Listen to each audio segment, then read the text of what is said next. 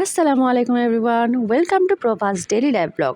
সবাইকে শুভ সকাল। কেমন আছেন সবাই? আবারও চলে আসলাম সকাল সকাল একটি নাস্তার ব্লগ নিয়ে। আর আজকে সকালে আমি নাস্তায় তৈরি করছি হচ্ছে পরোটা এবং সেই সাথে গরুর গোস্ত ভোনা আর একটুখানি দুধ চা। আর আপনারা কারা কারা দুধ চা দিয়ে পরোটা খেতে পছন্দ করেন অবশ্যই কিন্তু কমেন্টসে জানাবেন। আমি নর্মালি তেমন একটা দুধ চা খাই না, বাট আজকে কেন জানি পরোটা দিয়ে খেতে খুব ইচ্ছে করছিল আর এই জন্য এটা তৈরি করেছি। আর সেই সাথে গরুর গোস্ত ভোনা তো রয়েছেই। কারা কারা এভাবে করে নাস্তা খেতে পছন্দ করেন, বিশেষ করে পরোটা দিয়ে দুধ চা দিয়ে, আমাকে কিন্তু অবশ্যই জানাবেন। আর আমার কাছে হোটেলের পরোটা দিয়ে দুধ চা তো একদমই জমে যায়। সো প্রথমেই হচ্ছে আমি গরুর গোস্ত দিয়ে পরোটা একটু খেয়ে নেব। আর এটা তো বেস্ট একটা কম্বিনেশন সকালের নাস্তায় বা রাতের ডিনারে, এটা আমরা সবাই জানি। আর এরপরে আমি খাবো হচ্ছে দুধ চা দিয়ে পরোটা।